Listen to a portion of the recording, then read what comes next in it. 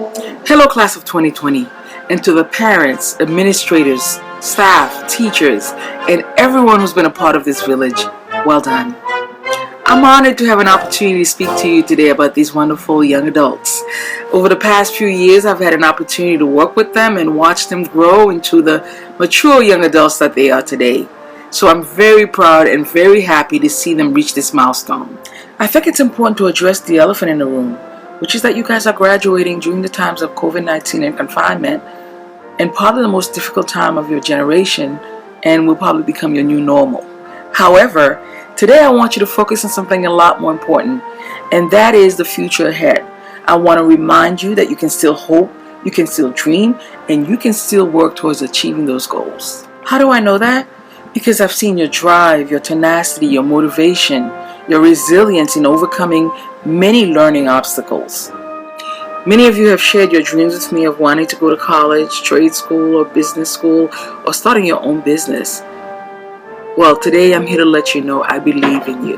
Courtney, your passion and dream to become an independent businesswoman is valid and well within your reach. I've watched you become a mature and compassionate young woman. Finish that business plan we started writing in class. I'm very proud of you. Rachel, don't let anyone make you feel bad for dreaming big. Never dim your light to accommodate someone else or make them feel comfortable. If you take that same drive, determination, and work ethic I've seen in the classroom, you can certainly be the doctor that you've always wanted to be. Wherever you go, you may not look or sound like everyone else, but don't let anyone use that to question your seat at the table.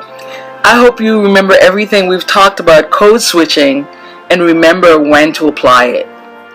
Paul, you are very studious, and if you can eliminate the noise and distractions, you can certainly be the engineer that you want to be. Ladarius, I know you were shocked every time you got an A in my class, but you actually earned those A's. So I want you to go out into the world being a confident young man and knowing that you can and have learned anything you've wanted to. Rashonda, keep striving and reaching for the stars. Nothing is impossible for those who believe. Over the past few months, I've thought about you guys a lot. I often wondered, did I teach them enough? Did I cover enough? Did I miss anything? Did I prepare them enough to go out into the world? I know you guys hated when I posted late night assignments on Google Classroom, but you've always risen to the challenge, and I'm very proud of you today. Finally, I want to leave you with 3 very important points that I think will help you move to the next level of wherever you go, whatever you do. The first point I want to remind you guys is to always be resourceful. I know we've talked a lot about that, but I want to make sure I reiterate that one last time. So you are part of a data-driven generation, and I believe one of the most important skills of the 21st century will not be just your ability to accumulate information, but to be resourceful enough to know how to find information when you don't know something yet. So before you give up on something and say, I don't know how to do it, I want you to be resourceful, put in the time and effort to research and learn how to do it. The second point I want to reiterate is to be lifelong learners.